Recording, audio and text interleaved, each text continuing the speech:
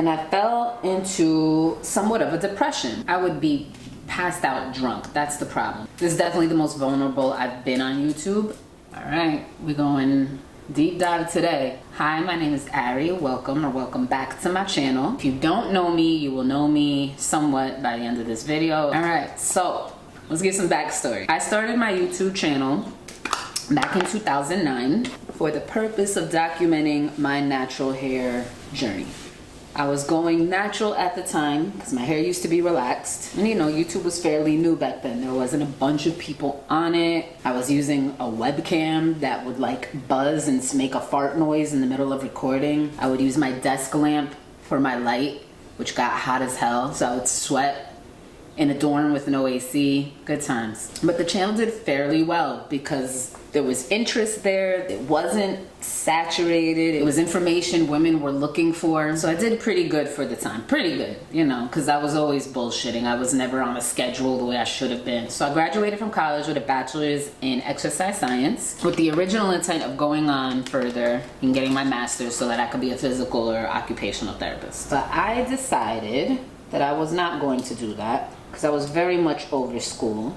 And I was a good student my whole life. I was a B student, honor society, all that good stuff. But I was very much over school after college, so I didn't go. I don't regret this decision. Exercise science was not a passion of mine. I wasn't really passionate about anything. I just picked something because I knew I had to graduate from college. And graduate I did. So right out of college, I was working in fitness. I was a personal trainer and a Zumba instructor. Still a Zumba instructor. And so the first year or so right out of college was okay. Then Sally Mae starts knocking at the door, asking for her money. My career path wasn't cutting it for those bills. But I was trying to pay back something, was still trying to keep something for myself on top of my other bills. Still living at home. I live in Jersey. Rent is ridiculous. It's very expensive to live here. And I fell into somewhat of a depression. 20s were rough. I was not where I thought I'd be in life. You know, in hindsight, it's not a big deal. I think we all get very hung up on a timeline when we're in our 20s, like, because we envisioned our life as children looking forward to our 20s. We didn't know shit, you know what I mean? So in hindsight, it's like, I wish I would have relaxed more about this, but you know, at the time I was really stressed out. And so feeling like I didn't have as much control over my life and my circumstances as I wish I did, I tried to make myself happy and self-medicate with a lot of partying and drinking and getting into trouble. Nothing crazy, just, you know, typical 20s angst type-ish. I was going out a lot, drinking a lot, partying a lot, trying to fill a void, I guess, which was so silly because it's like such an unhealthy way. So I felt really, really lost in life in my 20s. I didn't know what move to make, you know, like I remember just asking and waiting for a sign, you know, something like help me out. I don't even know what to do.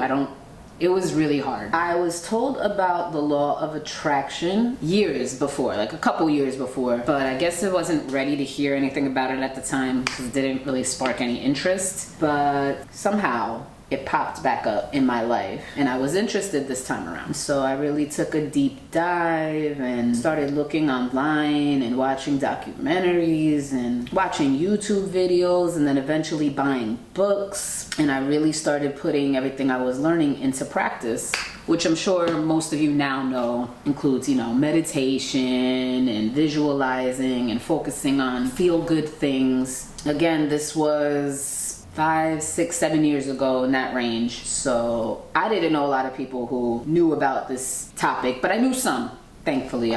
Some are family, so that helped for me to have a better understanding of what it all was. And once I started seriously putting those things into practice, meditating on a, you know, schedule and really focusing on my feelings and being more positive with the right intent, everything slowly started to shift. And it's really cool now to like look back and see everything, like when you write everything out in journals and you see everything that has happened, it's like, wow, you know, this stuff works. So I started to use it for kind of a relationship. I was imagining a person who was, you know, very interesting and happy. I wanted a happy person. I was dealing with a bunch of BS, as I'm sure most of us go through our lives when we're dating, fishing through, you know, just finding what you like and what you don't like. And so I was realizing, all right, I know what I don't like, so what do I like? I know what I don't want, what do I want? So I'm imagining this person. I got kind of specific but general enough, and a woman pops into my life.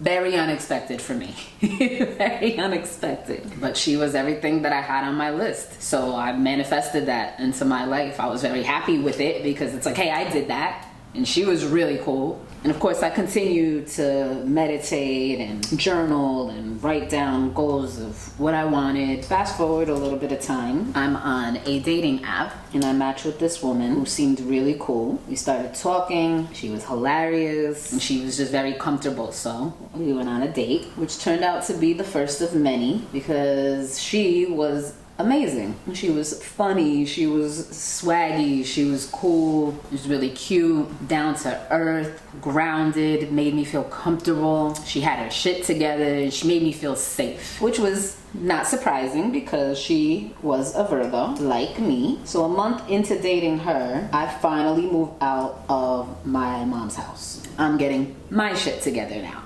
Yay! Moved out into my own really cute apartment. Loved that apartment. Finally a space to call my own. And at this point, I'm still teaching Zumba. I'm no longer personal training. I'm working at a utility company with benefits and, you know, all the safe stuff that I should have as an adult, which is all good. And everything was good. And then the pandemic hit. All of a sudden, there was a lot of time to post on social media, and I discovered TikTok like many of you. And honestly, I was just having a lot of fun doing all these TikTok dances with my mom and my family. I was still working. I was blessed. My job didn't let me off or anything like that. I was considered essential. So I also started posting more Zumba stuff. And I always knew from Zumba that I wanted to do something more in Zumba. Like I thought I wanted to be a Zumba educational specialist. And if you're not into Zumba, what that means is it's someone who certifies other people to be instructors. And I thought that's really what I wanted to do. But really, I just knew I wanted to do something more than be an instructor. I wanted to work within the Zumba company. It was basically the only thing really at this point in life that I was passionate about. I had a bunch of interests, and what I was learning from the law of attraction is that you should try to hone in on one thing, which was stressful for me because I had a bunch of things I was interested in. I wasn't really passionate about any one thing, but I decided I would choose Zumba. So a lot of my focus in my journaling and my meditation was on Zumba. I saw myself being in their promotional videos and content. I saw myself on the main Zumba website. I saw myself dancing next to Beto, the creator. I saw myself on stage at the convention. So I was really focused on doing something with Zumba. Then one day, I noticed a man named Dario Wonder starts following me on Instagram. Dario's wife is Gina Grant, now Gina Wonder. And Gina is someone who I've always looked up to in the Zumba community. She's a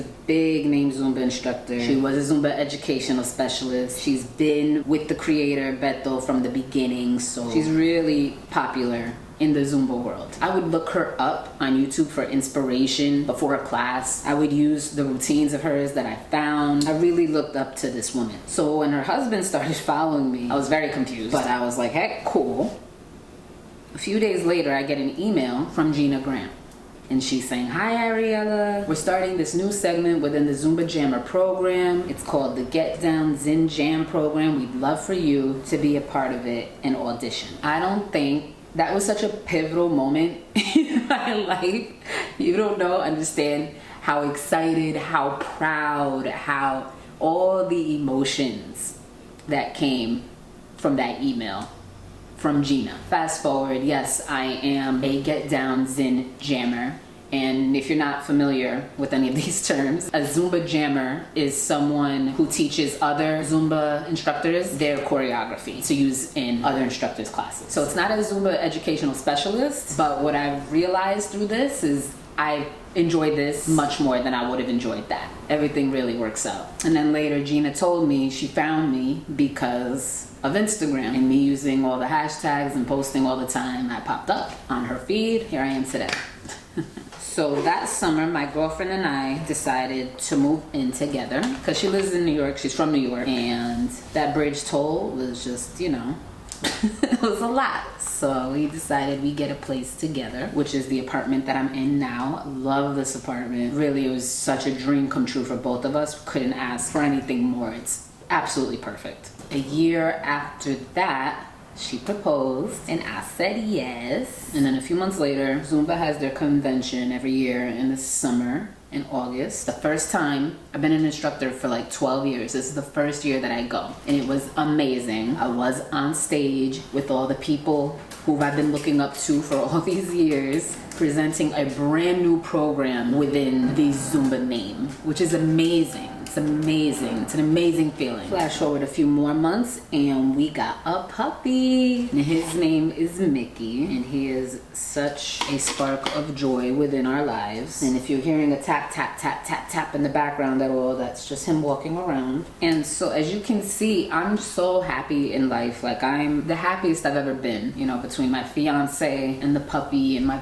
family, my home. It doesn't get much better than this for me, you know. However, I was still drinking as if I was still in my 20s depressed, which forced me to kind of look at my life and my choices and where I was at, and I made the decision to stop drinking. So I gave up alcohol initially for the month of January, right? Dry January, but I haven't really wanted to go back. Like I like sober life and I like all the other benefits that come with it too. Because the reason, you know, I would be passed out drunk. That's the problem. Like binge drinking with no intention of doing that. You know how when you're young, you're like, yeah, tonight we're gonna get trashed, we're gonna get fucked up. But it's not my intention and I'm ending up in the same predicament. You know what I mean? Like you would have thought it was my birthday every time I drink. And it's not just when I go out, I would have drinks at home and it's the same situation. It's just not safe, it's not cute, it's not fair to my fiance or the people around me who have to take care of me. I come from a family of functioning alcoholics, among other issues.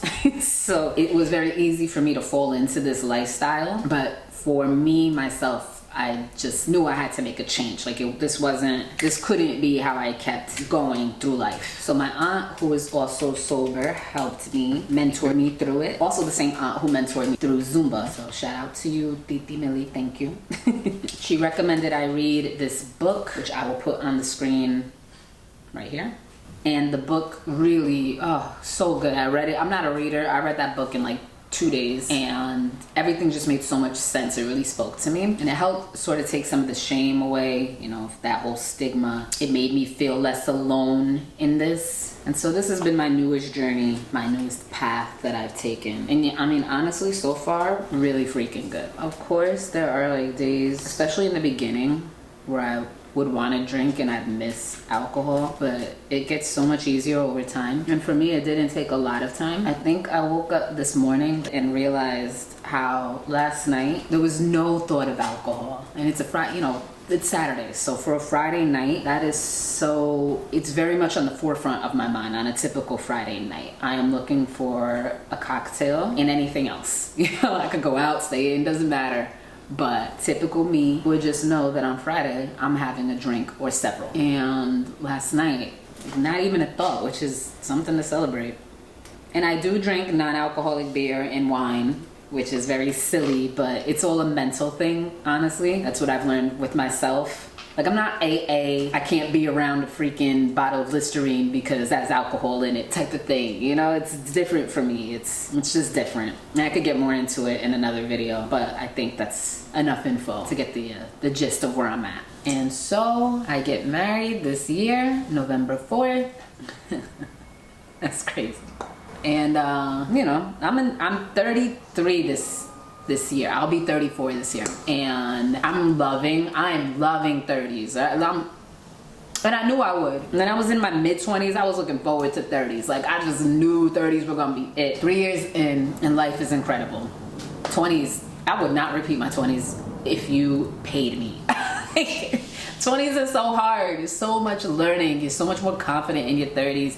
You have a better understanding of yourself and the world around you. You give yourself a little more grace. Life is good. That's my life update. I appreciate the real ones who stuck around through all my BS and my inconsistencies and not really even understanding, you know, what's going on in my life because I don't disclose everything. This is definitely the most vulnerable I've been on YouTube. So any questions, I am pretty much an open book. Otherwise, I'll catch you in the next video. Bye.